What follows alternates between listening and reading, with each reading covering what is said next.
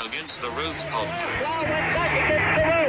He's desperately trying to Against the cover. ropes, number one. Ali won't extend himself while Lyle's against the rope. But Ali fell twice.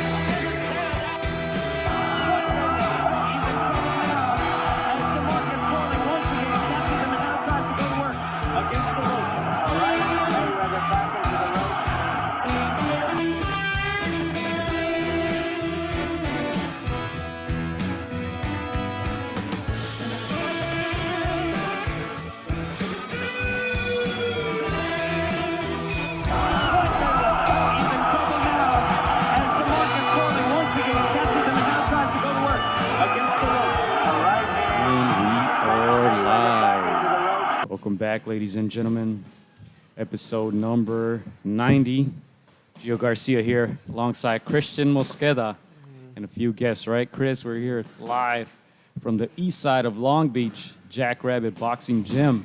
Yeah, we are here in Long Beach, guys. We are joined by two, and we will be joined by another guest later on today. First, we have Mr. Ashton, prospect, 16 years young, right? Yeah.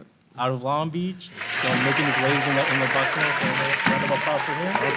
Thank you. And we also have Mr. Trevor Zambrano. He's been in the boxing game for years. He's, challenged for a world title, advisor, boxing trainer. So welcome. All right, so another thing, this is gonna be a heavy episode, right? It's a lot of stuff going down outside of the boxing world. It's boxing kind of takes a backseat, right, with everything that's going on. But we want to focus, on what's going on here today, and so. And we're glad the gym is okay. Yeah. The gym is okay. Yeah, that's. That's something we were having trouble. We're like, man, are we gonna be able to do this podcast? 'Cause, we don't know what's going on over there. And Yeah, I texted Chris last night. Yeah. I was watching the news. Yeah. Well, I was like, hey, man, we might not even make it out tomorrow. Luckily, the gym is a staple in our community. Ivan, Ashton's father, Ivan Sylve, he's not just a staple, he's a fixture in the community, an example for the community. And for the most part, people around the east side of Long Beach, they know what the gym means to the people here and to the kids here. And I want to say that was kept in mind. Of course, it was out of control because, but when you're trying to make the best out of a situation that went wrong, it ended up being okay. Hopefully this ends. Hopefully that last night was the only night of turmoil like that. Mm-hmm. But you can see how it got to this point. Mm-hmm. But let's all just look at the future and try to be better. So. Yeah, something I was thinking. I was like, are they gonna hit it? I was like, I don't think they want to mess with Jackrabbit. It's like that's the one spot they shouldn't mess with. Yeah, much respect. Yeah, we're very respected. We had him at the door. We had Ivan's at the door. We were agreed to buy a dog as well. Yeah. You guys know Daniel too. Daniel, probably the referee for USA Boxing. He was here as well. All right. Trying to keep things fair. Yeah, we're clean. trying to keep it fair and clean. So everything worked out, but. Yeah, let's talk about the gym a little bit. We are in the east side of Long Beach, right? Like we said, a very famed area for a lot of people who have heard about the city of Long Beach. Can you guys talk a little bit about the gym and its location and what it means to you guys? Can you say it again? I'm sorry. No worries, man. No worries. 17 years young, are you? 16. 16. Yeah. 16. Yeah. And you're on national television, so. Yeah. Let's talk a little bit about what the gym means to you. Like in Long Beach. Training here. Training here. It definitely means a lot, especially in Long Beach. We have like a few greats and legends here. Snoop Dogg. Up and coming P Nice and different is. Rest in peace, Nate Dogg. Yeah. But. Yeah, I mean, Long Beach has a community. I mean, we're right across from Long Beach Poly. Hence where the Jackrabbits. Yeah. MLK Park. Yeah, Long Beach Poly. I think it makes the most NFL players in the country. Mm-hmm. So Long Beach has a rich history of producing athletes, and whether it be McGinnis. Hey, Willie. Yeah, it's just a lot of people are coming out of Long Beach. There's another thing that for people just to know that Snoop did his first video. I am Snoop Dogg. On the rooftop at the gym. Yeah. I mean, shared with the world famous VIP where 7-Eleven is. So when you think about what Long Beach has become for the country as a whole, and when those things that you associate with it, we're right here in the epicenter of it. This is the heart of it. And we've got the next best thing coming out of Long Beach, and not just for the city as a whole, but I really believe for the world as a whole for boxing, and that's going to be Ashton. So Yeah, it's mandatory that I got to do it. Oh, it's It's mandatory. mandatory. See, I It's a like requirement. that because that was going to be my next question. Do you feel a little bit of pressure or motivation? What do you feel when? Yeah, it's a lot of motivation. It's not that much pressure, but you know, I got basically kind of like the city on my back, so you know, it's comfortable, and I'm just doing what I got to do. That's all I know.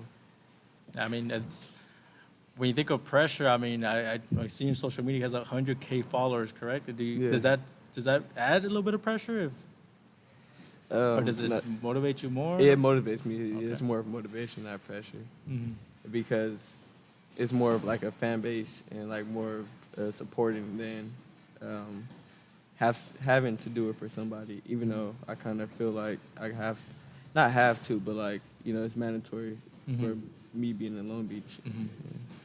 This question I'll probably ask your trainer dad a little bit later, but for you, how do you guys handle those distractions? There is a lot of followers, a lot of people trying to reach out to you, knowing that you're going somewhere. How do you handle those distractions?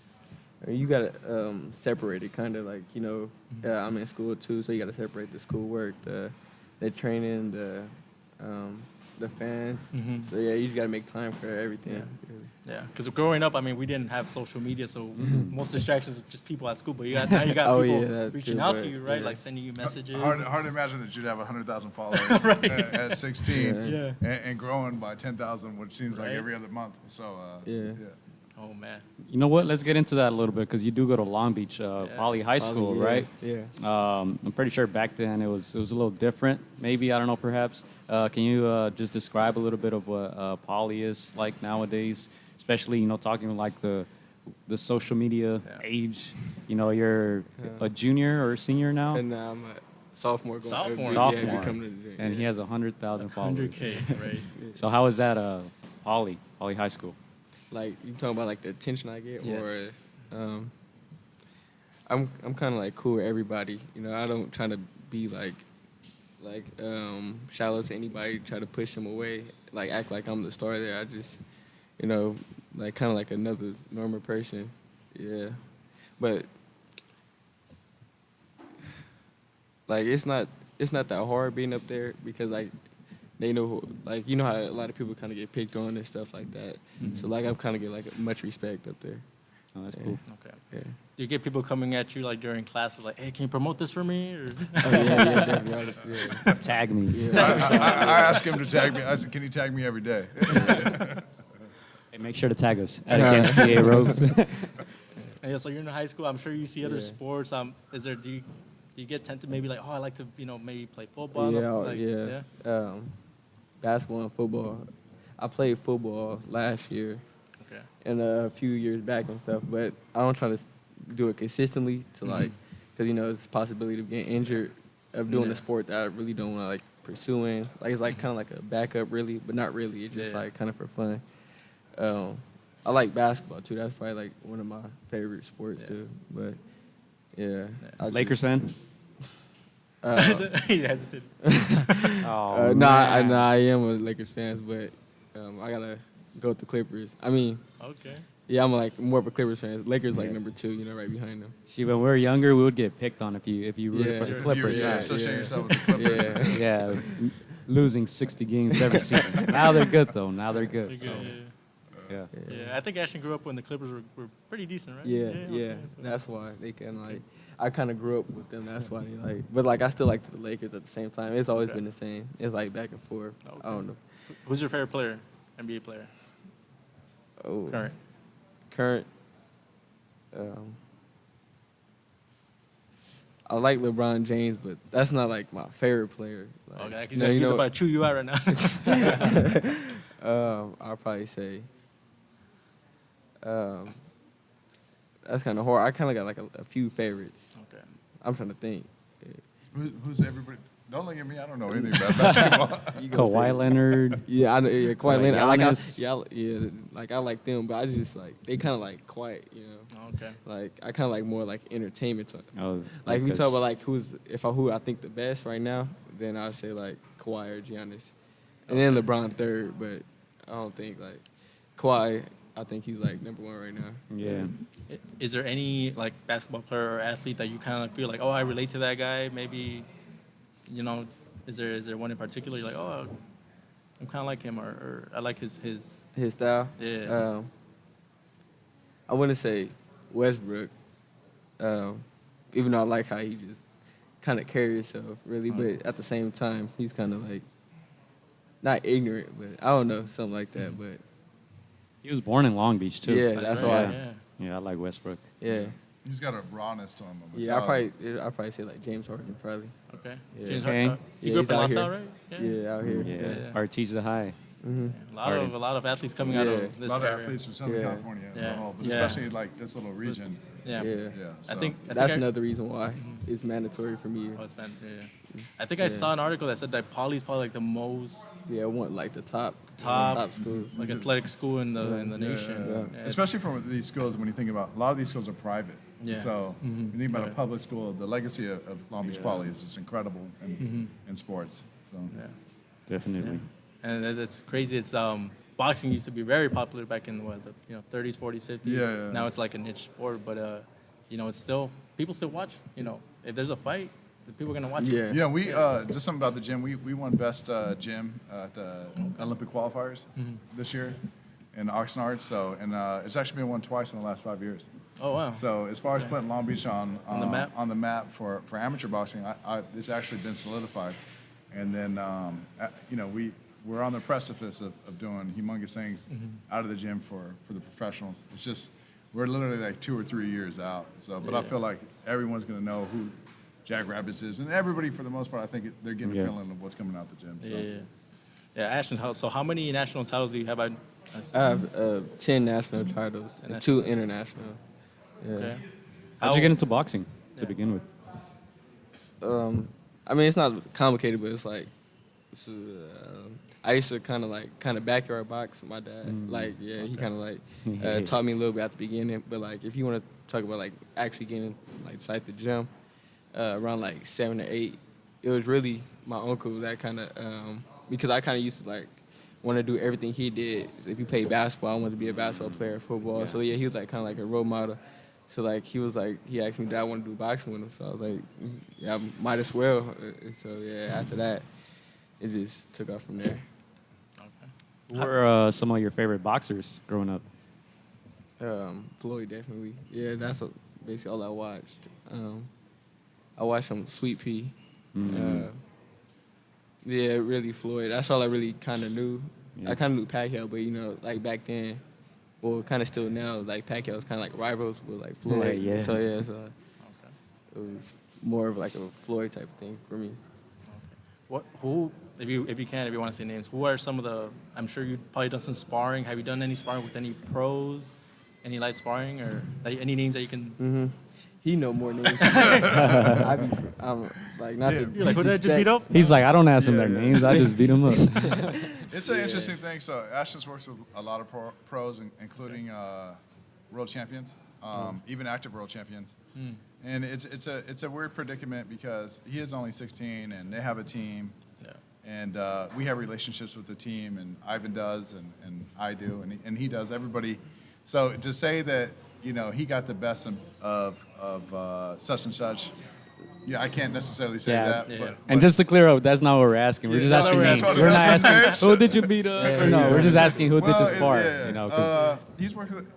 Had opportunity with Oscar Negrete very recently. We've had Isaac Dogbo in here. Okay. He's been working with him. He worked with the top rank guy Albert Melion, which was interesting because Albert Melion had faced Oscar Negrete for a title. On the Top Rank show. But yet, plenty of prospects out there. Christian is another kid that comes to mind from Top Rank. Just a lot of kids out there, and but they're sort of all different. They're either just coming up in their game, Okay. and we can make a measurement there, and then there's prospects, and we can make a measurement. But the measurement that we have been seeing most recently is against either former world champions or active world champions, and he's been more than successful. And I don't think that there's anything wrong with saying that. Yeah. So which is incredible because he's only 16, and when I think of other great fighters of their generation that came before them, this is kind of a common sentiment. So they talked about Floyd giving Pernell Whitaker a hard time. Yeah. They talked about even Oscar was giving a lot of world champions a hard time when he was still in his teens. Yeah. And then we're seeing that right now. So it's a pleasure to be part of the team, and it's even more incredible just to be in the corner and bite my tongue and watch it go down. So. And every time we interview like pro fighters, they always talk about their amateur days and the guys that gave them trouble. I mean, is there like one guy in the amateurs right now like, oh, that guy's good. I gotta stay head to head with them. Make sure I get Is there a few names out there? I know one that's like right behind me. Okay. Steven Navarro. You probably know. Yeah, but I don't really focus on names like that really. But yeah, I know Steven Navarro. That's like a real good friend to me. Yeah, okay. He's got an incredible style too. So You know what? I want to take it back to high school because you guys have been out of school for a while, huh? You guys you've been in school technically, but not at the actual campus, right? So what's that been like? I don't know if it's like, it's a kind of good thing, but kind of like a bad thing. Like, I could kind of focus on boxing a little bit more, but at the same time, I got to still like focus on school and find time to get that done. And basically, like, it's kind of difficult because like online, sometimes the teachers don't know how to like teach the same way as they do in person or whatever, or like kind of demonstrate. So you kind of got to like figure out on your own and stuff like that. And what about in the boxing sense, Trevor? You could probably answer this a little better. How has this kind of put you guys' goals kind of on hold in a way? Because the last couple of months have been pretty kind of weird. I was at the Bass show that was in the Valley, and I think it was maybe 2 weeks before this had actually come to fruition where they had shut us down because of COVID. As a nation, we're going to worry as a whole, just because it's not just boxing that's being affected. It's multifaceted. It's everything. But it's definitely difficult when you have we had a guy here, Sincere Brooks. He was looking to debut. We had it all lined up. He's in camp, and this isn't just our story. It's a very common story in boxing right now. He was a week away from having his pro debut, and that fell apart. So it's hard because everybody that's involved in boxing knows the discipline and the work ethic and how diligent you need to be, and to see that not transpire, and but what can you do? It's a black swan event. It's unprecedented. We've never seen anything like it. I'm excited though. I heard that Top Rank is coming back at the end of the month, and if not early July, and I heard there likely isn't going to be a gate, but we all gotta go on until we figure this thing out, and that's not just with the COVID too. This also what else is happening in the country as well. So Did you expect that to happen? Last night there was a lot of looting and rioting. Maybe for my part, I kind of expected it in Minneapolis, but in LA, I didn't really expect it, or even Long Beach.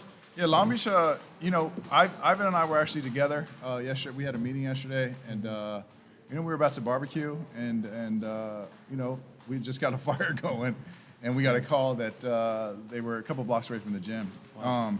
We weren't on high alert. This is around like 5:15. We weren't on high alert because we kind of assumed that, hey, listen, it's Long Beach. The people are going to protest. Yeah. We really didn't see anything that could have gone that direction, unless I felt like the police had acted sort of aggressively and acted as antagonists. It's also, this is one thing that I was thinking about, and it's difficult because it's not just the murder of George Floyd and a history of a country that has racism and police brutality. What I saw last night too was it's also that a lot of kids are born into the lower social class strata. They don't have a lot of social mobility, and a lot of kids, it was classism. It was, I'm gonna go get mine, And and that means if I have an opportunity to go get something that I wouldn't be able to have access to, I'm gonna go get mine. Why wouldn't I? And they might not be able to articulate it that way. And I'm not saying that I'm not giving them a pass on looting, but it was just a myriad of things that got us there last night. Nobody wants to see that. It's bad for the community. It's bad for Long Beach. It's bad for the city of LA. And we all got to be better. Just move forward. But yeah, definitely like you felt like I was blindsided. Did you see it coming? Kind of. I'm a teenager. Yeah. These kids kind of reckless out here. Yeah, very reckless. Yeah, and it's quarantine, so it's kind of give them something to do. Pent up energy. Yeah. Yeah, that's true as well. People have been indoors for a few months, and once you let them out, especially with, I guess you can call it motivation, but not really. Yeah, incentive. Yeah, motive. Incentive. Yeah. Yeah, definitely. Yeah. Yeah, it looks like definitely that lockdown fatigue, right? And then this is like the match that just they need a reason. And, Oh yeah. Yeah. It's a kids. We saw a lot of kids your age. How'd that feel like? Were you like? Did you kind of know that was gonna? They were just on it. Yeah. Incredibly efficient, man. I seen safes being taken out and ATMs being taken out. Yeah. You guys seen that video that someone was trying to take a safe into a bus? No, but The bus driver didn't let him on. Like, Oh, wow. It was like, we could have split the money. Yeah, right. Yeah. It's not a good look. We gotta figure it out. But it's also the country. It's not just with black folks too. It's brown folks as well. Yeah. There's just a rich history of police brutality, and I think when the adults when they're not having good sense making, where they're not coming to the table. And being proactive and making perhaps better policy to make sure if the police are offending like this that they have to be taken to task. You're going to see this. You're going to see a domino effect, and it came to a cataclysmic event in the last 72 hours. Yeah. So, yeah. What do you guys think, man? It's very difficult to answer, but what do you think are some steps, that could be taken, short term to start limiting racism or to start, integrating, just having more tolerance? Like, we know racism has existed for decades and decades, and it seems like it, even though it gets a little bit better, it's still always there. Like, what do you think that there's some things that we can do? I'm trying to think. You got to. It's a difficult thing. This thing is entrenched. It's absolutely a narrative that's written into American history. Yeah. We can look at it. There's been centuries of oppression. A lot of these things have ended up being systemic. Whether that's something like redlining because of policy, whether that's even looking at if you call somebody and you have a Latino last name and you're being treated differently, or so that when you're looking at race play out in America, it really is just multifaceted, and it's just a very complicated conversation. I think the best thing that we're doing, if we maybe call attention to that, a lot of young kids throughout the nation right now, that they feel compelled to speak up on it, and that's the start, because that's basically them saying that they don't want to continue on with the generational curses that we've had now for centuries, and that they're looking to put that to an end. One thing that I wish that they would do is that if there is a moment of police brutality, or there is a moment of where police take life, that it doesn't seem reasonable to have the police investigate themselves. Yeah. And you can't expect someone to, especially with a brotherhood, to look after their own house and to make sure that the binary of right and wrong then becomes gray, and you also know that there's an incentivized behavior to look after their own, which is another officer with a badge. If anything, I hope that we walk away with this. We demand that the police department, that there's an outside agency or entity that investigates them. That would be incredible. So. Yeah. Well, we hope the gym stays safe. And just to let people know, I don't think burning down our own city is the answer. No. I don't think that benefits anybody. People still have to go to work, right? A lot of these small businesses were opening, right? And a lot of them have been damaged now. So I'm pretty sure people are going to be out of jobs now. People worked at the markets, at the Targets. It's our community that fulfill those jobs. So. In a way, it takes away the attention from what's really Yeah. for trying to fight injustice. And the media, if they see something like that, they're gonna focus their cameras on that. Yeah. And again, it's ratings and everything. They're gonna just want to show that instead of other peaceful protests or other messages that are more important. So the more people do that, the more it takes away. Yeah, we definitely got to. We cannot. I mean, we got to be better as a society, and and not just as Angelinos or people here in Long Beach. That's for the nation as a whole. Definitely. Fortunate, yeah. It's a tough subject. It's This is the timing. Typically, we run against the ropes, and we're talking about right. We're talking about is Earl Spence the same after his Ferrari accident, but like. Yeah, there's a little bit of heaviness in the air because of what happened, and right here, and it's what happened in the nation. But it's we're gonna get over it, and it's in boxing we all roll with the punches, and the country rolls with the punches. So hopefully, and that's why we didn't really promote much of this here going on because we weren't even sure if this was gonna happen. Right, we're watching the news last night and a lot of violence and burning down, and we can hear sirens all over the place. So, I mean, I'm glad you guys. We were able to join you here live from the Jackrabbit Boxing Gym. This is a question I posed for Ryan Garcia. I'm gonna ask you kind of a similar question. He's 21 years old. Yeah, he has 6 million followers. You're 16. You have 100K followers. Are you aware that down the road you already have a big platform? Yeah. So you're gonna have down the road you're gonna have more followers, and you're gonna have almost a responsibility, right? Yeah, to keep my own image. And yeah. Do you think about that? I always think about that. Sometimes I even like watch like on YouTube like how people handle certain things, like the media and stuff, and like how it is like just walking around with like cameras on your face and stuff. Like I just think about how would I act and different things like that. How would I handle the situation? Yeah, because like we said earlier, when we were 16 and we didn't we didn't have this, I guess, a pressure. Like it kind of falls on your shoulders without you asking for it, right? You're 16. You're not supposed to have all the answers yet. You're still growing. You're still making. You're gonna make mistakes, and you're gonna learn from mistakes. And so, do you feel sometimes like, oh man, I'm gonna have this responsibility down the road, and people are gonna look up to me. They already look up to me. Kids, 12-year-olds, 11-years-olds. And it's just gonna get bigger. He's not that type of kid though. He sets an example for the adults around here. He's like the most logical 16-year-old ever. Everything is just logic and pragmatism. He's just, Yeah. The adults need to listen to him in the house. Right. He's not just being an example for the other fighters. Yeah. I seen that jab. Good jab. Quick jab. No, I'm just saying if we're doing something foolish, he'll look at us like, do you really want to do that? Nah, probably not. So, he's gonna. I imagine. We're looking. See, to me, he won't speak on it, but just knowing Ashton's character and thinking about what Kobe Bryant ended up being, mark my words, it's not that far fetched because his character as a person and his work ethic and how he sees things. Cool. Yeah. Awesome. When you're not boxing, what do you do? Ashton is a 16-year-old. What do you do? I either play basketball really. I like. That's another, like I was saying, that's like one of my favorite sports. Netflix, I'm always on Netflix. What do you watch on Netflix?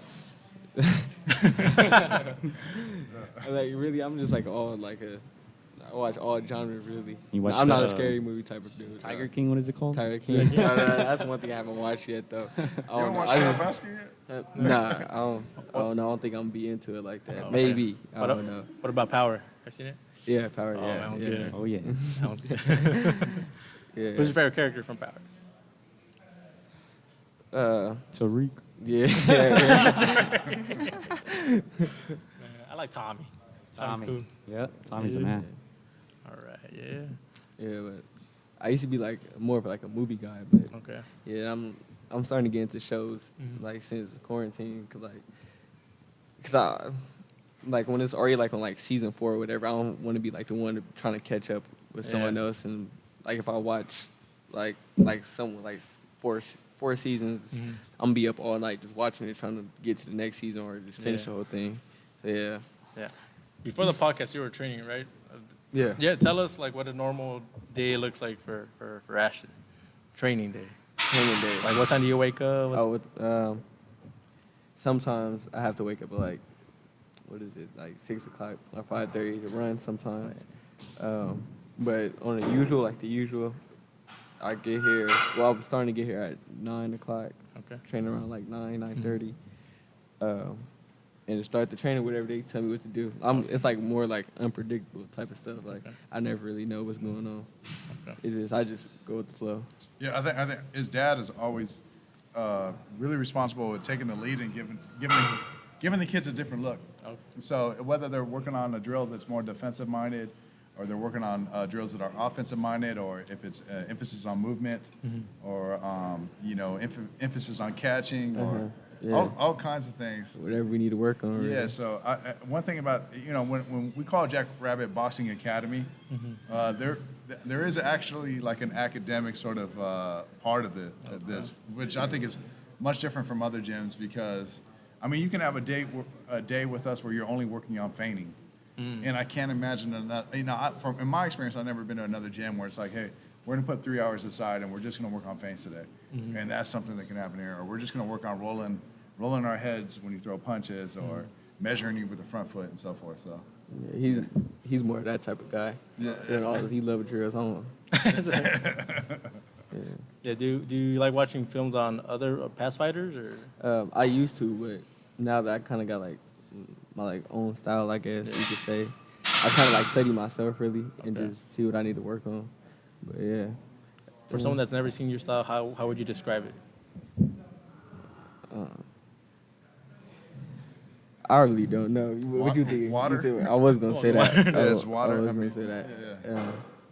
There's a reason I call him H2O. Yeah, because my style is like, it's not really like really a style specific style. You could like kind of say it is. Like you can't really say it like I'm a what's the style, like a boxer or like a brawler, or because I'll do like you got different temperaments. Yeah. Sometimes when he was working with a world champ, I said, "Damn, Ash, you just gonna take the fight right to him?"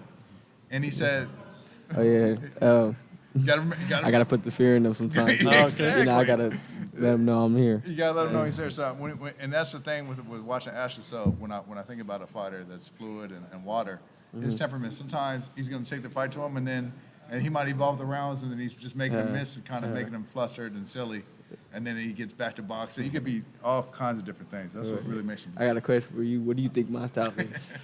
Your style? Yeah. It's very, you definitely don't like if you're in and out, you like letting your shots go and not getting hit. So it's like, I don't know, you're not like brawling, you don't like getting touched. So it's like, it's very smart, very technical. I've noticed. So I would say. Oh, we got a curfew going on now. Curfew at 4 o'clock today in Long Beach. Wow.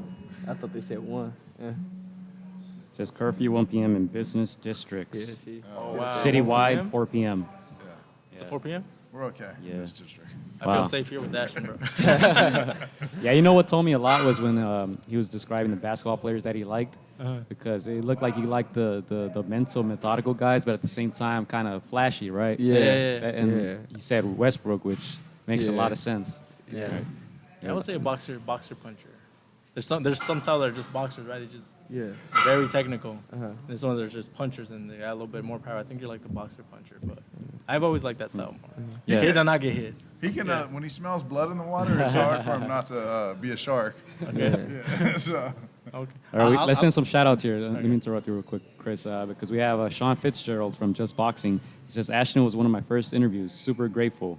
So he says, shout out to H2O. Shout out to you, Sean. Thank you for joining us.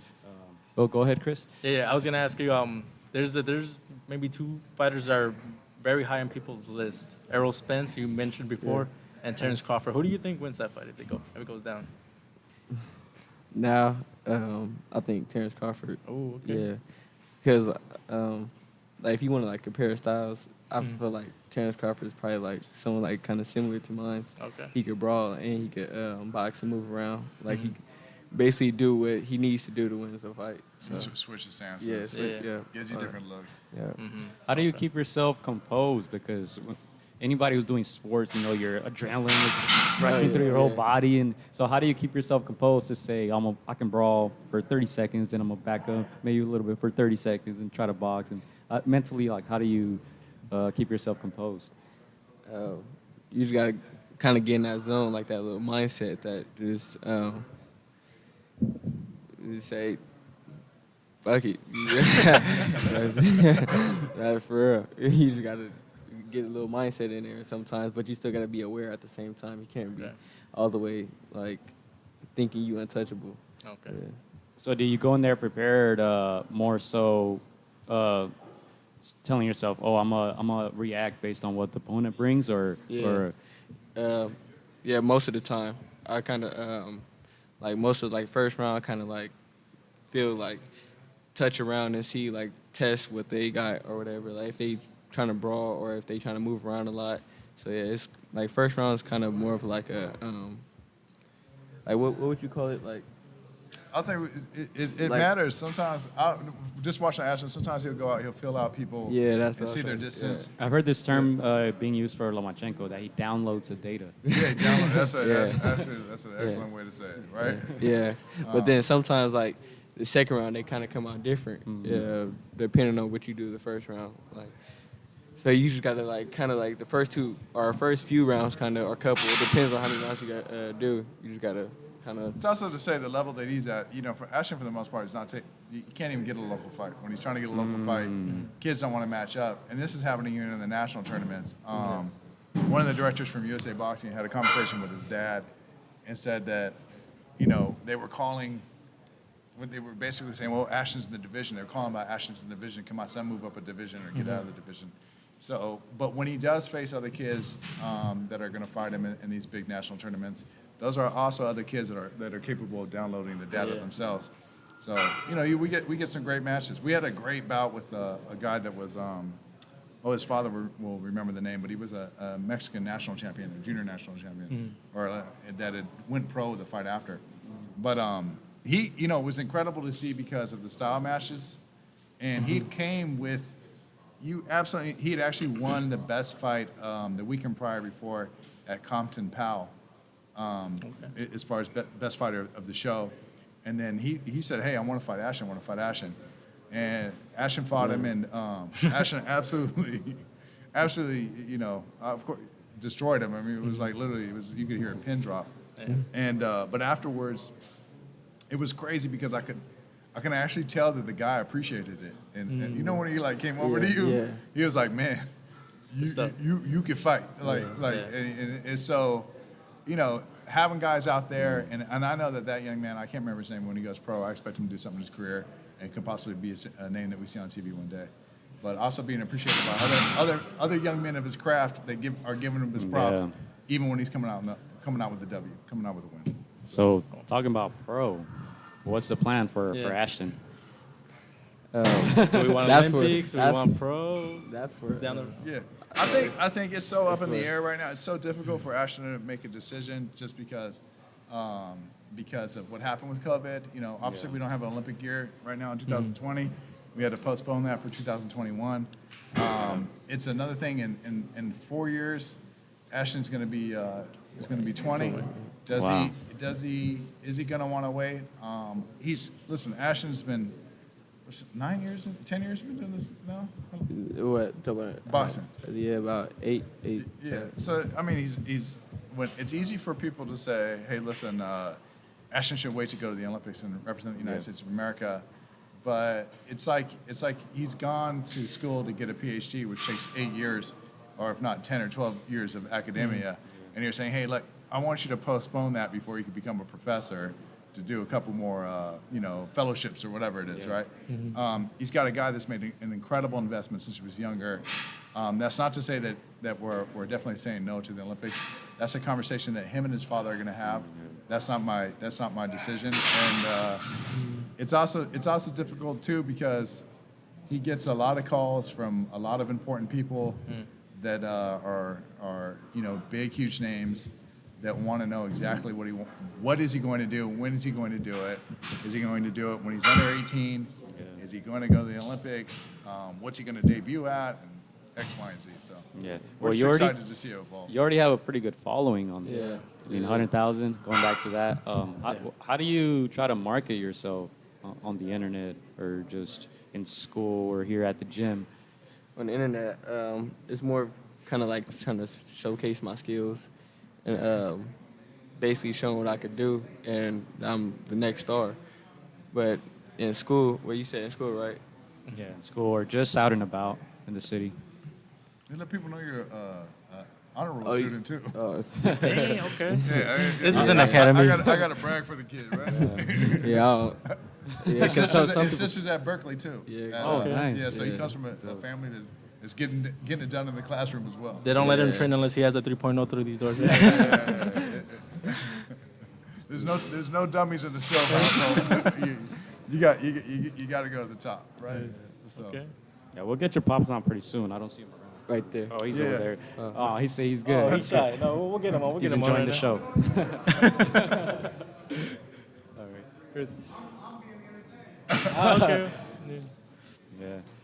I just want to thank you guys for hosting us, man. Yeah. It's pretty cool. We've never done our live podcast from inside a ring or inside a gym, so it's pretty dope. Yeah, thanks. Listen, I'm always commenting on you guys' Instagram. Yeah. And Yeah. I love that you guys ask the questions that everybody wants to ask that the other podcasts won't touch. So, That's why it's called Against the Ropes. That's man. right, You got to yeah. put you against the ropes a little bit. Yeah. Corner you, you know. yeah, sometimes I see you guys' questions. It's hard for me not to chime in. Even if you have something to do with boxing, I don't care who I offend. Yeah, that's So, funny. Yeah. Yeah. I think in the morning we're talking about, we're like, it's a boxing gym. We'll be fine, right? Let's go do it. Like, Yeah. Hit him with one of the hard questions, Chris. One of the hard I'll questions. kid, I'll kid. Interesting. No, I'll do a somewhat medium question. How do you stay focused? Because I'm like we said, you have a lot of followers. I know like, where so you're going. I'm sure you get a lot of attention Yeah. from the ladies. Which How do one you with the females? how do you stay focused from that? He looked over at Coach. Coach, answer this. They always look around.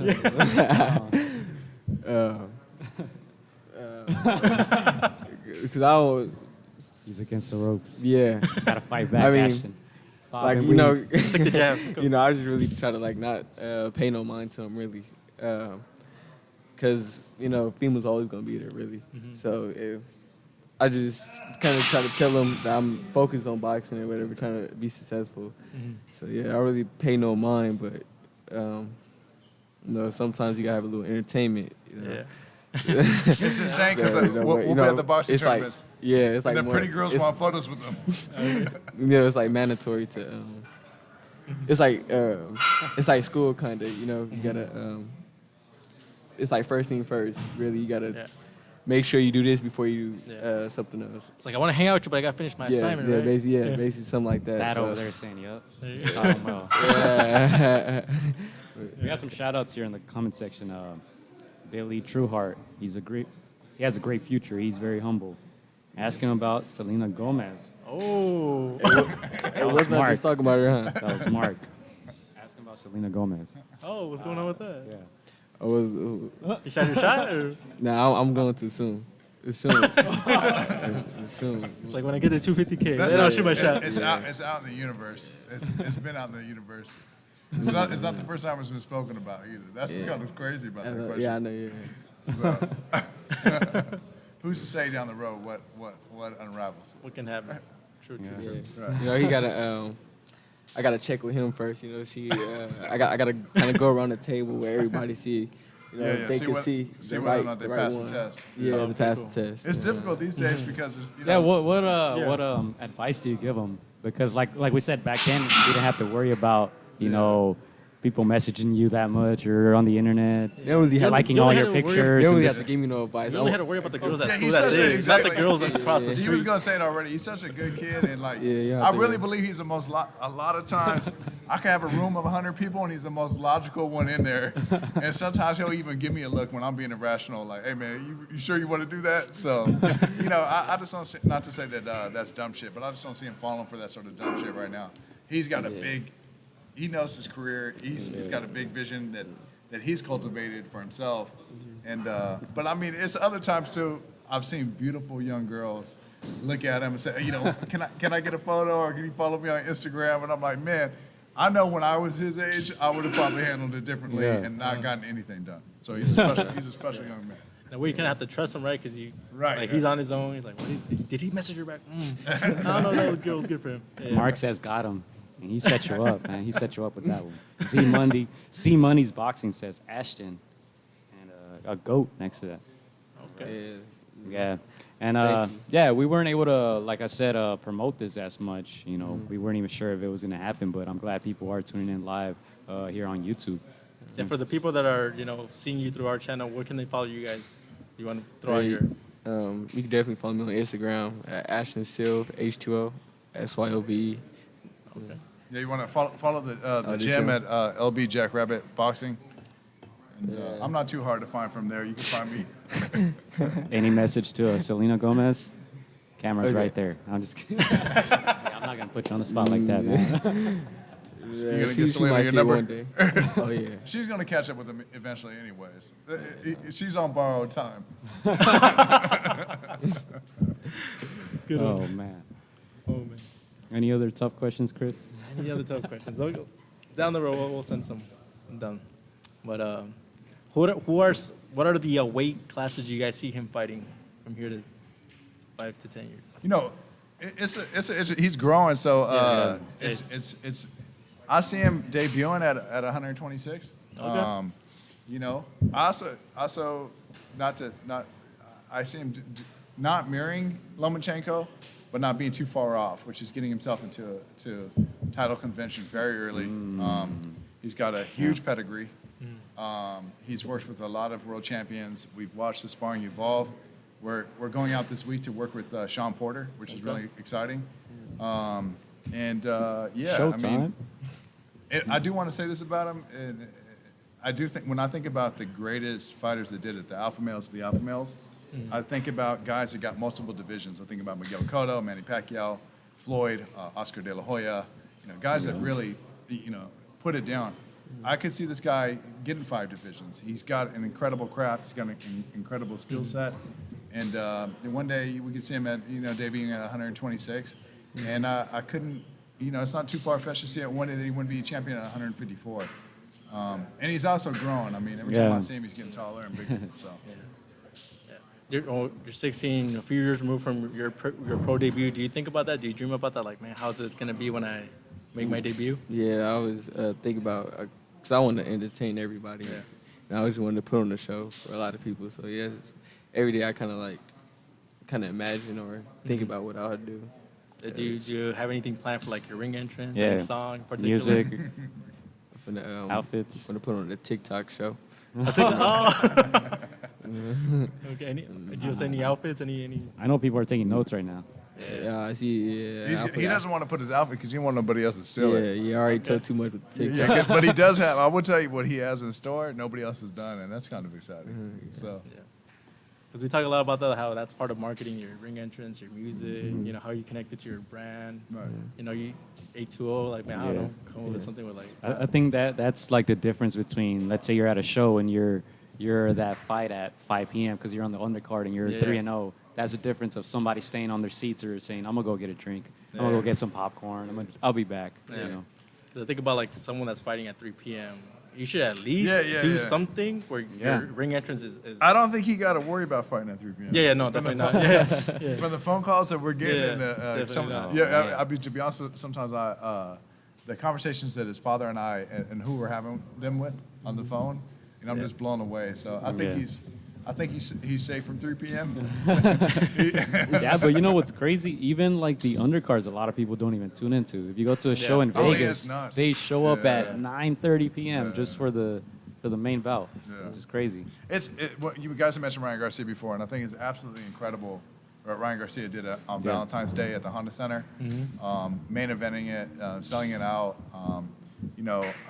I can't remember was it Carlo? Who did you face? Fonseca? Fonseca, Yeah, thank you, Francisco Fonseca. Yeah, Fonseca not being an A-sider, just Yeah. being for the most part a B-side opponent. There's nothing against Fonseca.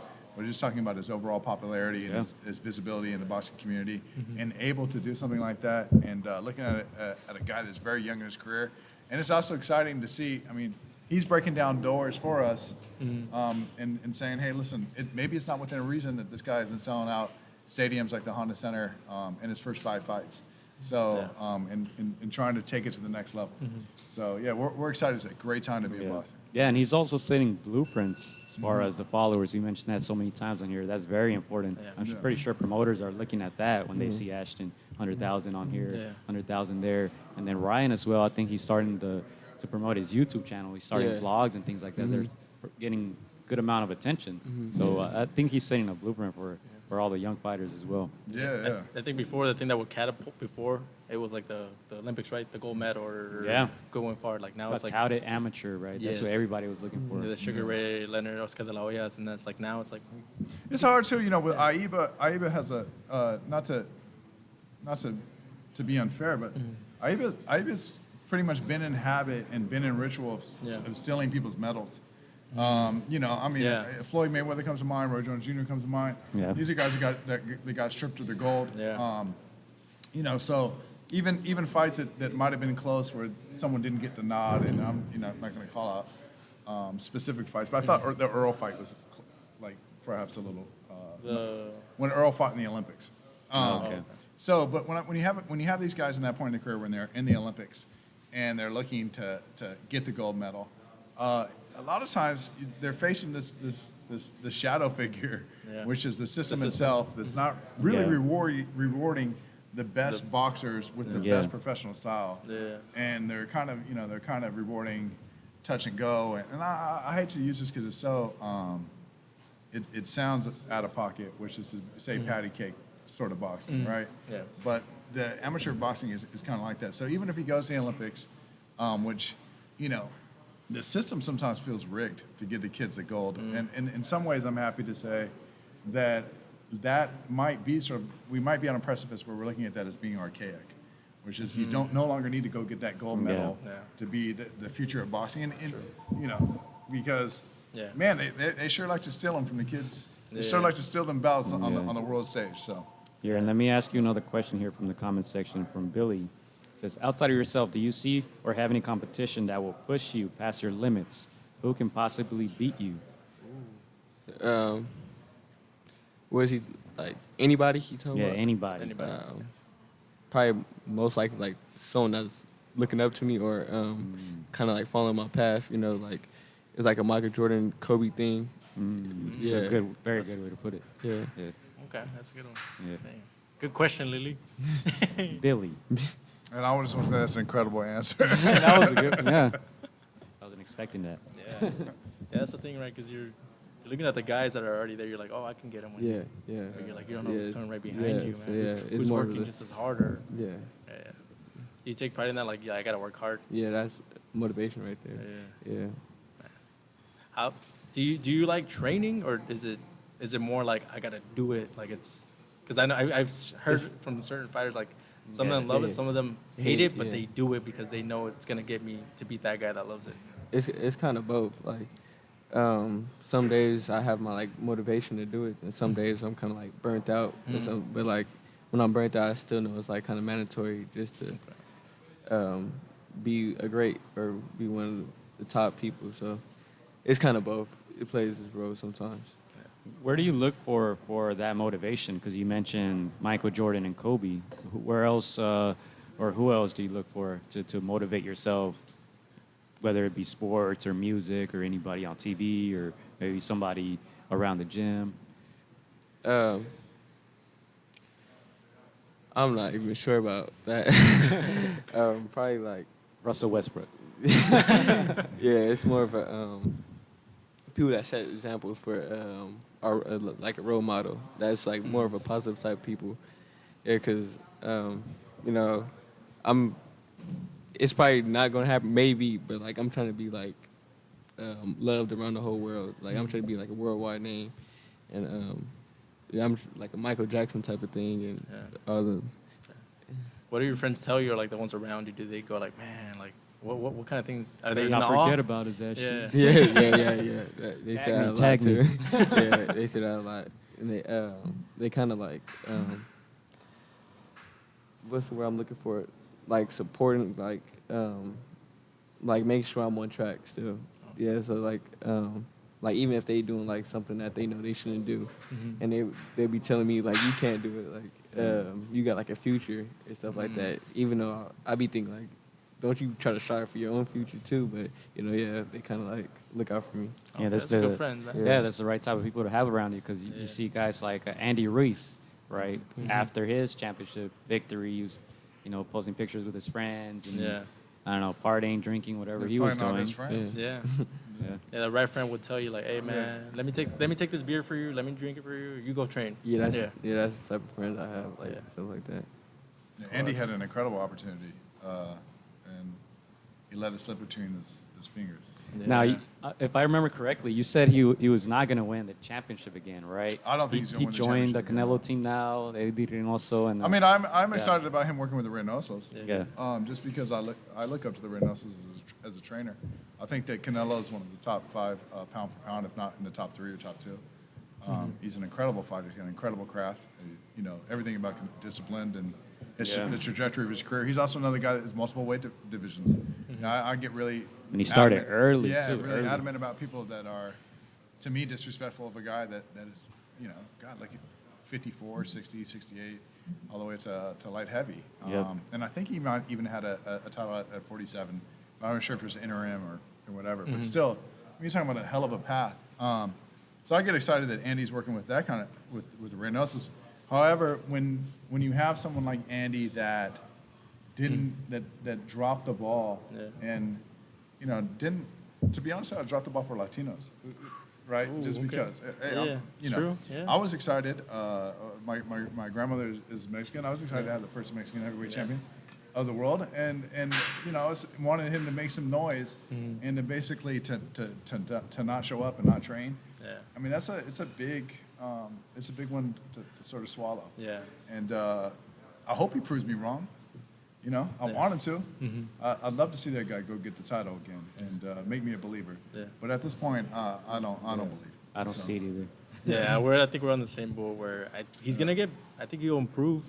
I'm not sure if those guys are really gonna let it go this time. Because Tyson Fury's at a different level now. He just came back from that big depression.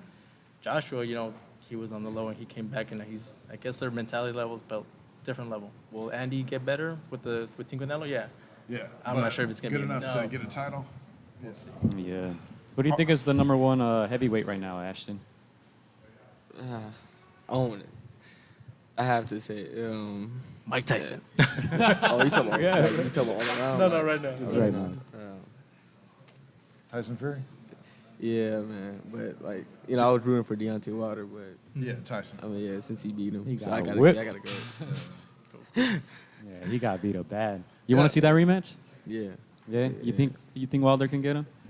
I Yeah. believe in him. Yeah. I believe in him. I don't know. You know, Tyson Fury does something like him, which is he gives you different temperaments. Yeah.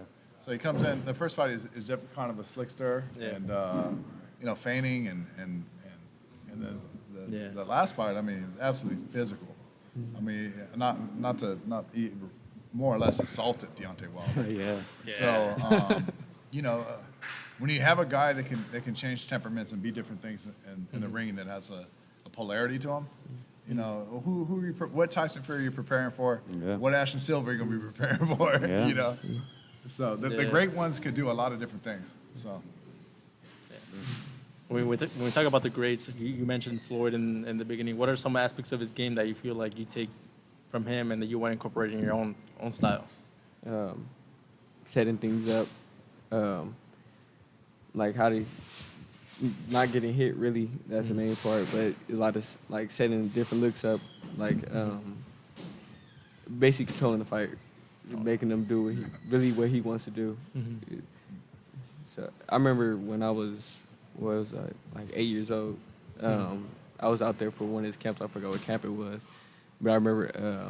I don't know why I wasn't like looking. But I wasn't really paying attention to him sparring. And then like he like called me like while he was in the ring, and he was like, "Did you see that?" And I was like, you know, like he was basically like talking to me in the ring, and then he was like, "I'm gonna do it for you again." So he's like, he jabbed him in the body again, and I'm like. He was like, "You want me to do it again?" Then he did it again. So I'm like, yeah, that's what I like, that he can do what he wants. Yeah. Some fighters like to talk in the ring. Are you the type to talk in the ring, or Nah, not really. Do they I don't talk- really talk in the ring. do they talk back to you? I rarely talk in the ring. Like, I haven't heard him talk back to you either. Nobody. oh yeah, no, I don't really talk back to me. They don't have a chance, huh? Yeah. Nice. Okay. I've seen him get frustrated. Oh, I've the guys. seen all kinds of things. You know, I've seen grown men in their mid-20s try to tackle a 13-year-old Okay. that fought Canelo. So Uh-oh. not to throw his name at 13 though. So Yeah, we've heard stories like that too of guys who lay older veterans out, right? Of course, Yeah. you don't hear about it because kind of like a gentleman thing. You don't really want to be bragging about it, but people show those videos and stuff like behind the scenes. We're like, ooh, we went down. I think it's difficult too as being a pro because you come in, you're working with them. I can only imagine. You say, I'm going to work with the young man, Yeah. Yeah. and then the young man is they can feel the young man's intentions, and then all of a sudden they're getting touched up, so they're being put in positions to fight, Yeah. and then he's whooping their ass and they're trying to fight back. So it's a hard one. So Yeah. you know. I think when we had Shane Mosley on our show, he told us about the time when him and Oscar were on the Olympic team and Pepper Riley, how they were sparring Julio Cesar Chavez Oh, yeah, here in yeah, Huntington Park. Yeah, there's footage of it on YouTube. Yeah, yeah, yeah. Yeah. And Mosley was talking about how Oscar came in energetic and Julio Cesar more relaxed, and then Oscar tried to jab him up a little bit, and You got dropped with that liver Yeah. shot, right? yeah, Chavez had to put it on him. Yeah. And then I was like, dang, I'm next. Timing is everything too, because I think if Oscar would have gotten Chavez earlier, he would have lost. Yeah. But Oscar matured his career and learned how to make better decisions, and Chavez was coming in the twilight of his career, and he was successful. So. One question that Gio posed on her show was if Oscar had won that Tito fight, do you think it would have set him up to be one of the greats? If he would have won Tito, if he would have He beat did- Tito, he- Mosley, and Floyd, because Okay, he there's did- an argument that He did beat Tito Trinidad. Yeah, I think so too. I think so. I don't think Yeah. that. Yeah. Yeah, Yeah. DK was involved. Don King. Yeah. No, he beat Tito Trinidad. It's- And if he beats Mosley, which those are pretty close. Yeah. A lot of people thought the Floyd fight was It's hard close. too. Look, we know Shane. I actually know Shane and his son, and they're great people. But Shane was wrapped up in Balco. So to me, Yeah. that was Victor Conte in the Bay Area laboratory. I forget what the CEO, but basically performance enhancing drugs. It was. He admitted to it, right? Yeah, he admitted to it. Well, He had to work with. he didn't admit to it. He said that he was given the stuff that he. Oh, okay. Right, but I'm just talking about tarnishing a man's legacy. So I could look at the Shane Mosley fight, and look at Oscar, and it's hard for me to be critical of Oscar. And I'm a Shane Mosley fan. I love Shane Mosley. Like literally, I mean the way that he his stutter step and all that stuff. But when your opponent, when you find out your opponent was on performance enhancing drugs, yeah, I'm not gonna hold that loss against him. And the Floyd fight was incredibly close too. Yeah. I thought Floyd won the fight. To me, watching the fight, I only thought that Floyd won the fight by 2 rounds. It's a highly competitive fight. Like, so, Oscar is absolutely one of the best of our generation to do it, of his era, and he's one of the baddest motherfuckers to put gloves on. So it's hard for me, but yeah, his legacy obviously. If he would have got the Mosley wins, and I hate to mention the Tito win against him. And Yeah. Floyd, he just when Ashton talks about Floyd, he's just such a cerebral guy. He thinks everything through. So Yeah. Would you ever rock a sombrero like Floyd? I probably would. Yeah. Yeah. You know a little bit of Spanish? I took Spanish class in 8th grade, but my Selena teacher Go- was terrible, so Imagine you I'll play my approach teacher. Selena Gomez in Spanish. yeah, It's I a gotta- wrap. Yeah, I gotta work on that. Let me ask you this too, because Oscar gets a lot of hate, and I think it's kind of like a trickle effect. Goes down to Canelo and Ryan, right? He gets a Pretty lot boys. of they get a lot of that hate. How do you deal with that? Or I don't know if you received any hate yet, but how do you or how would you deal with negative comments, especially living in the social media era? I really don't really care. Like I was saying, like when I said I'd be like kind of studying what other people do and how they handle certain situations, especially in like social media and stuff.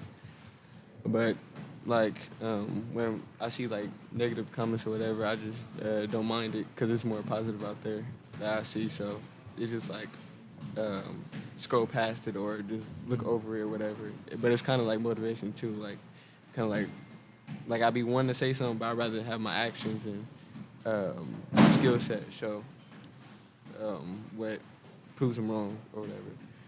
Definitely.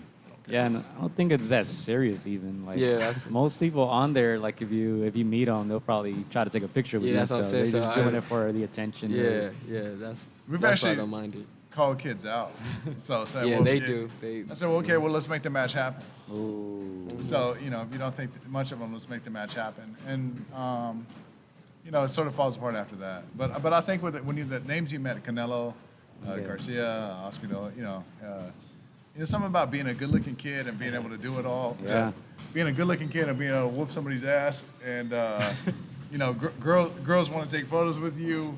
Guys probably They're wanna- girls. Yeah, you know, it's going to invite a certain kind of energy, but you know, he does well with it. So, yeah. All right, we're about an hour and 5 minutes in. Let's do a couple more questions, and then we'll say bye to the people here joining us. Somebody's asking who's your favorite fighter. Would you say Floyd? Yeah, Or- definitely. Yeah, Floyd I grew Mayweather up Jr. watching, yeah. Yeah.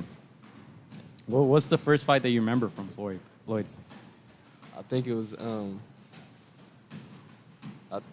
it was either the Hatton fight or the Shane Mosley fight. Okay. Yeah, it was like kind of like in the middle of his career, kind of. Yeah. Mosley was 2010, so around there. Yeah. It's a good time to bring your dad in. Yeah. All right, And we can ask him some. hop in, bro. Thank you for having me. Yeah, on. I Trevor, appreciate it. and we'll let you say your goodbyes. Yeah, we can follow you. And all that good stuff. Yeah, once again, thank you guys for joining us live. We're live on YouTube. We're about to get out of here in about 10, 15 minutes maybe, and we have Ashton's father here joining us in the building. He was a little busy over there training, watching the show actually as well, right? Yeah. So welcoming his father, head trainer, Mr. Ivan. Welcome to the show. Welcome, man. Welcome. So how's it going? It's going. It's going. Yeah, we see you busy out there training people of all ages, right? Men, Yes. women, and everything. Yes. Yeah. So Train them all. let's talk about a little bit about what you do around here. Well, I don't do nothing but train. Nah. I try to, I try to keep the community close. You know, this is a gang-filled neighborhood. Yeah. So I try to keep at least this block right here a safe haven, you know, for everyone to come here, you know, Mexicans to blacks, you know, different sets. When they come to this block, Yeah. on this block, Yeah. all that stops. You know, Yeah. they don't mention it. They know all that stuff. And that's just out of respect for the gym and what we do. We try to keep that. You Yeah, know, it that took energy. it took a minute for them to understand, but now they understand. Here, all of that is out the window. Yeah, it's definitely a place So I with a just lot try of to keep history. Place with a lot of Safe haven for history. kids and adults. Yeah, let me ask you a question from here. Somebody says, would you spar your fans if they wanted to? Yeah, I don't mind. Yeah, it's sick, it's whatever. Nah, they just gotta sign something, then we good. Yeah, they get hurt, man. But yeah, we were talking about Ashton before the show a little bit about his relation with Snoop, who's a legend around this neighborhood, around this area. You guys want to talk about that a little bit?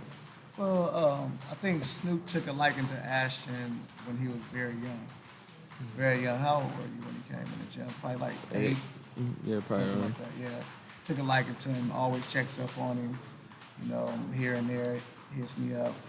You know, always checks up on Ashton, want me to send him videos and pictures and things.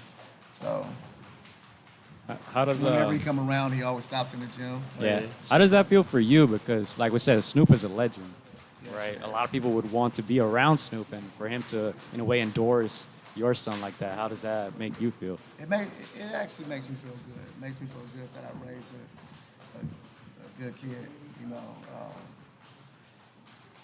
I'm hoping one day he's on Snoop level so he can influence Yeah. a ton of kids and adults in the right way. Yeah, because he's doing a lot of great things with his football league here, and Yeah. things have definitely, I would say, changed a little bit in Long Beach. I don't know, were Yeah. you born and raised in Long Beach? Mm-hmm. Yeah. So, what do you think are the main differences now? Because I think the violence has gone down a little bit. I think kids now. Yeah, I know. I yeah. think I heard something about. I think it's propaganda. You know, I heard something about the violence is up in Long Beach, but to me, Yeah. being here on the east side Yeah. every day, at least 5 to 6 days a week, 12 hours a day, you know, I don't see it. Yeah. I don't see what they're talking about, you know. So when the media puts that out there, you know, Yeah. that's not something I see. I don't Yeah. hear sirens often. Yeah. You know, about 7 years ago, it was Yeah, going down over here. Yeah. But now I don't really see it. Yeah. I don't really see it. It's more of a homeless thing now. Yeah. I It's think a so. problem with the homeless. I think Yeah, so. I grew up playing soccer here at MLK Park, Okay. and yeah. it was pretty bad. I mean, like for example, we weren't allowed to go to the restrooms because a lot of illegal activity would be going down Yeah, in the especially restrooms, in right? MLK, yeah. But I see now that kids they're growing up in these communities with a different mindset, right? They have people to look up to now, right? Like I said, Snoop is a legend worldwide. No, so I think it's definitely changed for the better, right? And then the next generation, like Ashton, I think is only going to keep improving everything in communities like these. And I was talking to Ashton earlier how we didn't grow up with social media with that, you know, with the only people that followed us were friends and school people, and that's it. And I asked him how does it feel knowing that he's got 100K people following him, looking up to him, you know, kids, you know, from different ages. Like, how do you feel, like as his dad, knowing that he's got that platform? You know, like I said, same thing with Snoop. I'm happy. I kind of foreseen it because he was a different kid growing up. I think I told him younger that he's gonna be special. He's gonna be special. He has to watch what he does because a lot of people look at when he was at a young age. A lot of people look at him, watching, and look up to him. Yeah. So it makes me feel good that you know what I've seen, my dreams is coming to fruition. You know, he's a good young man. A lot of kids look up to him. You know, I mean, it makes me feel good. It makes me feel proud as a father. Yeah. Did you always want him to box as a kid, or did you? I didn't really, you know, it was whatever he wanted to do. And what happened was boxing, it seemed like I always say boxing chose him because he's good in basketball, he's good in football, he plays soccer, he's good in soccer. You know, he's a good athlete. And I just taught him how to play football, just did little different drills when he was younger, taught him how to box when he was younger. We came to the gym and it was more like everybody in the gym was wild at his skills. Okay. And then his uncle, which is my brother-in-law, is like a son to me. He kind of coerced him to get into boxing. Yeah. It was his ideal to Javion. It was his ideal to get in boxing. He just dragged Ashton in. Yeah. He came over. He said, "Hey Ivan, me and Ashton want to box." Yeah. Ashton was like 7 years old. Yeah. He just went with the program. Okay. But once he boxed, it seemed like I said, he's good. He's outstanding in every sport. It just seemed like the boxing community and everybody just grabbed him and sucked him in, and you know, embraced him and just pushed him forward. So it seemed like boxing chose him, you know, rather than he chose boxing. But yeah, it wasn't my dream for him to box, but here we are. Yeah. I see you smiling a lot when you talk about his boxing. Yeah. And we interviewed fathers and sons, and I see you very happy. Like, how much belief do you have in Ashton? I have all the belief in the world. I have all the belief in the world. And he sometimes surprises me, you know, just because he's so quiet. He's even quiet with me at times. But when he does start talking or does open up about things, I'm like, he have more knowledge. I know he have a ton of knowledge in boxing, but he have even more knowledge than I knew. And it makes me proud. It makes me proud that all the little things that I told him and little things that we was doing, he actually took it, grasped it. He didn't say too much, but now I see it. Okay. You know, so I smile when I talk about it. It makes me feel good. Let me ask you this: Do you ever worry about your son, especially with a lot of things that have been going on lately and have been going on for a long time? Yes, I mean, I worry about him a lot. Good thing is, I mean, it seems like everywhere I go, he goes, or he's just like he like to stay in the house. Yeah. You know, I know it's gonna get times where he want to go out, hang with his friends and things like that. You know, and I definitely do worry about him because, you know, I was younger, I was his age. I got harassed by the police. You know, I thought it was a game at first. You know, I heard my older brothers and I heard everybody else saying, you know, oh, the police this and, you know, NWA. I grew up a little bit after NWA and I heard them fuck the police and all of this. And I was like 12 or 13 coming up and I was thinking, hey, That must be. It must be a joke. They yeah. just blowing smoke Yeah. until it happened to me. You know, I think the first time the police actually harassed me, I was going to my next door's neighbor's house. Yeah. I didn't know they were over there for whatever reason. I was just going to knock on his door. I think I was 14 at the time. I was just going to knock on his door to see if he wanted to go play basketball. I go there, they draw down with a gun in my face. Wow. Get out of here. I'm just here to get the fuck out. So, and then after that, like little stuff, you know, just being racially profiled, being a young black man. But I also chalked it up to, I understand when I grew up, I look back on it wasn't how I act, is, and I'm not saying nothing wrong with it, but it was the way I dressed. You know, I dressed urban like everybody else, so I just fell in line with everybody else. You know, I had the baggy clothes, and I wasn't that type of kid, you know, but I was just, you know, dressing with everybody else, so they singled me out just like everybody else. So, you know, it's hard for, you know, minorities. Yeah. Hispanics, blacks, you know, we get pointed and singled out all the time. So yes, I do worry about it. Yeah. And then what do you think about the looting and rioting going on in our city? Oh man, that's hard. I mean, I don't condone the looting. I don't condone the looting. I don't condone the rioting. But at one point, you know, when Kaepernick took a knee and was being peaceful, it was a problem with that. Yeah. You know, he lost his career because he was peacefully protesting. And Donald Trump had something to say about all the NFL players and everybody else that peacefully protested. Just took a knee.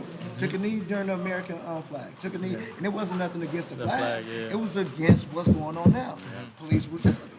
You know, and it was very peaceful. It's just a knee just to bring awareness. And that was swept under the rug. That was turned into something else. So I don't condone it, but I understand. There's time for action now. You know, we tried to be peaceful.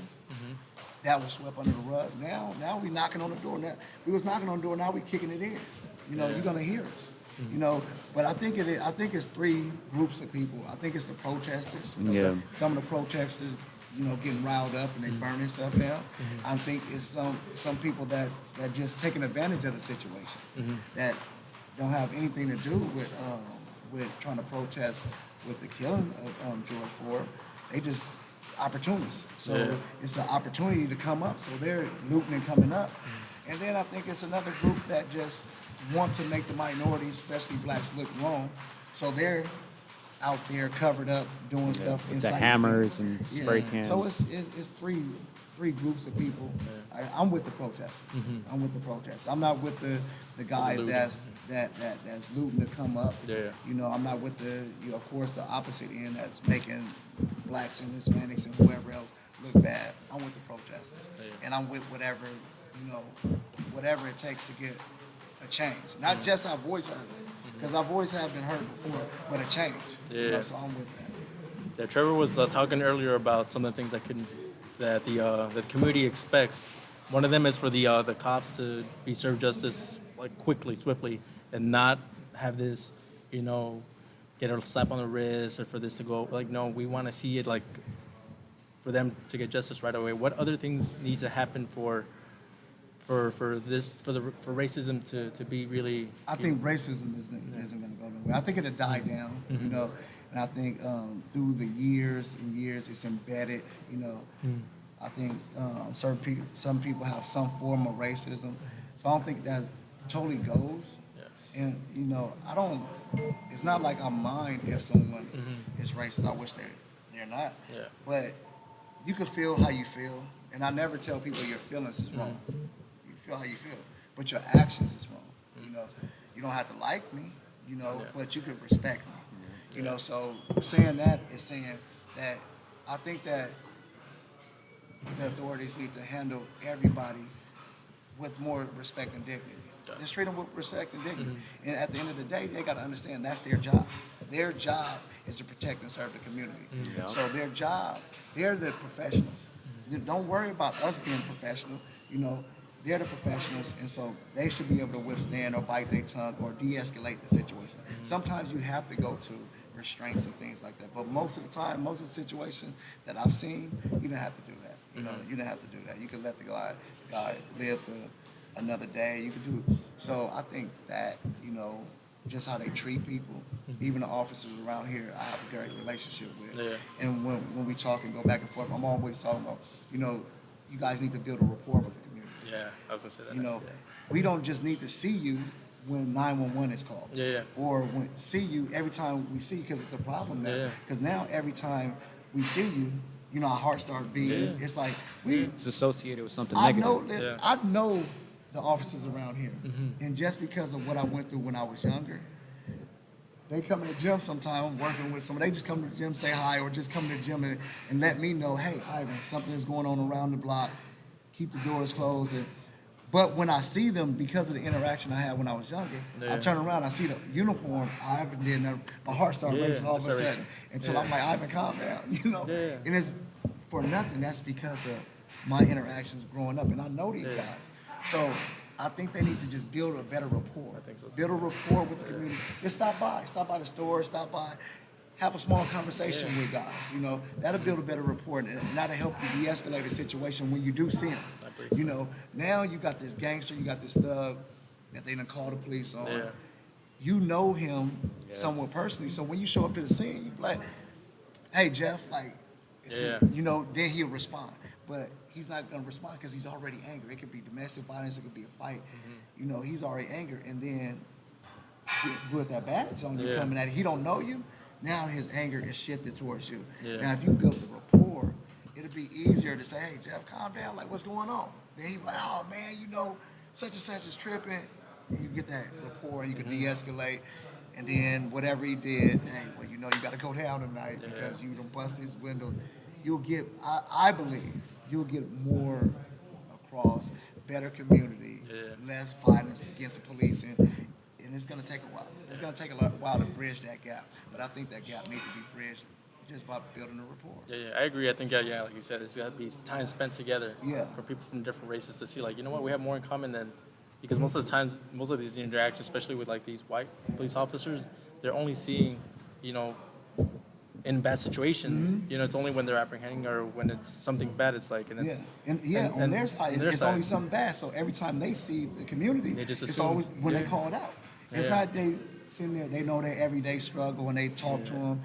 You approach a person different when you know them, when you know a little bit about them, opposed to now I'm just approaching him the same way because this other asshole was like this, he looks like him, so I believe they need to build a better rapport with the community. I think also I was saying to my wife that I think that they need to be held to a higher standard, You know the law better than the general public. Sometimes the general public doing stuff and they really don't know, but you know the law better than the general public. So when you break it, I think you should be held to a higher standard than the general public that don't know. So them getting slaps on the wrist and things like that, I think that their punishment should be a little bit more stiff and quick. And I think that would change the culture of that. I heard, I don't know how true it is, but I heard one of the chiefs in one of the cities said, I fired this officer 4 times, and the police union brought him back on. So he said, what am I to do? How can I change? So I don't know how true it is because I heard it through a third party, but I believe it's pretty true. Yeah, a lot of times they just get hired by a different city. They're hired by a different city, or the union brings them back on. So a lot of stuff had to change. And I think to start it, it's starting with the, just building a rapport. Building a rapport with the community. I agree. Like, it has to be something swift. For this one in particular, I think they have to make an example of that police officer. Yeah, and the other officers. Because so they can know, like, oh man, we can't. Yeah, we can't do that because it's like if you turn it around to the general public, if us 4 go rob somebody, y'all could be cool. Or if y'all in the car with me and I go rob a store and jump in the car and take off, they're gonna take us all down. If we go in a building and we just going to let's scare somebody, and my crazy butt go and kill them, we're all charged with murder. So what's wrong with this? You got this guy on the neck. You had 3 other officers. Not one of them pushed him off and said, "Get off his neck." Not one. I heard it was 2 on his feet. So all of them need to be recommended. yeah. All of them. Yeah, because that's where, you shouldn't think as a police, but as a human being, like, you know what, this is wrong. Yeah, that's wrong. Hey, man, you shouldn't be doing, like, Yeah, take your knee off. he's already in handcuffs. Yeah. He can wiggle, curse, spit. He's in handcuffs. What you gonna do? Yeah. That's hog time. Then. What are you gonna do? You know, but it's just sickening to me. If you're not part of the solution, you're probably part of the problem, right? Definitely. And that's definitely part of the case there. We have some shout outs here. Sending strength from the UK. We have protests over here as well. Shout out to you, Smoked Jack. Thank you guys for tuning in, man. Live. Let's go about 5 more minutes, and then we can bounce, man. I know it's a tough Subject, yeah. Yeah, tough subject. Tough times, really, in general, last few months. So we're just glad we're able to join you guys here. Thank you guys for your Glad to have you guys. man. Yeah, we were joking with Trevor, like, oh, we don't know we should go. What's going on down there? Like, oh, they're fighters. They got it. They got this. Oh man. Yeah, good thing the gym is safe. Yeah, 'Cause yeah. I saw a lot of properties down by All around. yeah. They being hit Thank Yeah. God damaged. that we're a safe haven, and a lot of people in the community, if not the whole community, respects us as that. You know. And hopefully that continues. Hopefully that continues, and we just want to be part of that progress, right? That process of making things better and not worse. Definitely. Yeah. What are your thoughts on that, Ashton? You're 16. It's like these are issues that you shouldn't be having to deal with, but and it's life and it's reality. What are your thoughts on this? Basically, kind of what y'all was saying, really. It's really nothing different that I can really say. Y'all kind of said it all, but it's kind of sad and speechless, really. But, I mean, action is better than words sometimes. And but sometimes it could get carried away. I didn't do it. Do you ever think about that? When we know about Colin, how he's an athlete, but he has a big platform. Do you ever think about how, maybe that responsibility might come to you one day, like where? Yeah, definitely. And I gotta think about sometimes. I can't. I have to respect everybody and look at both sides of the table, and just think it out. Do like the come to agreement kind of. Yeah, I don't know why. I don't know if you guys know Anthony Sims Jr. He comes to mind. He's a young fighter. He's very popular, not just here, but Lives in here the in UK. Long Beach. And he talks about mental awareness, mental health, and he uses his platform to talk about that, like post fights, before fights, during the. So I'm just wondering. Found that. One thing that he did touch on last time we spoke to him was creating a new stereotype, right? And it's up to us, the next generation, because we're being stereotyped a certain way. But we can do things to change it. Like you said, you were dressed in baggy clothes, right? That's one thing to change how people stereotype you. Dressing, People stereotype you on your clothes. the way you speak, Until I got old. the way you speak, the way you walk around, the way you have encounters with people. Yeah, definitely. Oh, you're not the only one. We used to wear baggy clothes too, and same thing. Yeah. You got to be aware. When you're young, you're like, I don't care. I don't care. This is how I work. But you got to, that impression. You don't have to say nothing. You got to, the first impression is your appearance, your image. Somebody not talking to you, but they see you across the street. Oh, that's thug or that. You got to carry yourself well. You got to walk well. Carry yourself.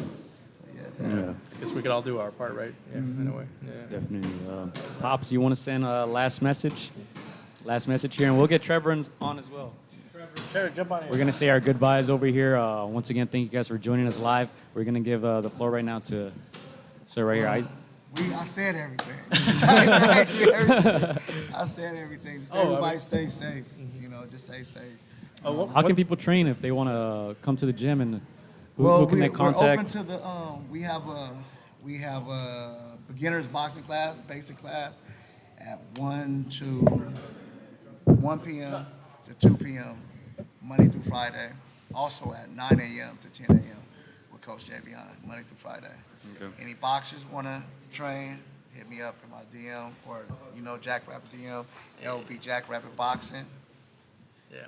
One question that I wanted to sneak in, and you can answer if you want. We were just kind of curious with the plans with Ashton. Were Olympics, no Olympics, pro in a couple of years. Well, I know you get the final say. You're his Everybody dad. gotta You're wait his. and see. Ah, okay.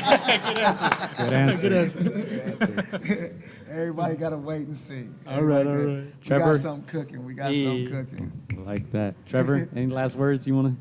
No, we do have another fighter in the gym. I just want to introduce him. He's from Egypt. He was on the. Okay. Okay, let him take a seat Have real a seat quick. for a second. All right, brother. He's just gonna take a second. There you go. You're good. Knocking things out already. I like it. Sorry about that. No, we're definitely excited to have him in here. Amir, he was on the national team for Qatar and Egypt, Oh, right? nice. And he's 2-0 in his professional career. He's moved with a lot of guys. Go ahead. You name the pro fighters that you've worked with. Like Andy Ruiz, Dominic Brazil, Charles Martin. This is what I remember. Yep, but Yeah, we just wanted you guys to get a look at him, even if it's for a second. He has an Yeah. Instagram. He's brand new in his career. Yeah, tell people where can they Yeah, follow where you. can they follow you? Where can they follow Instagram. you? Amir Elsai. Okay. Amir. It has a dot though, right? At Amir AMIR.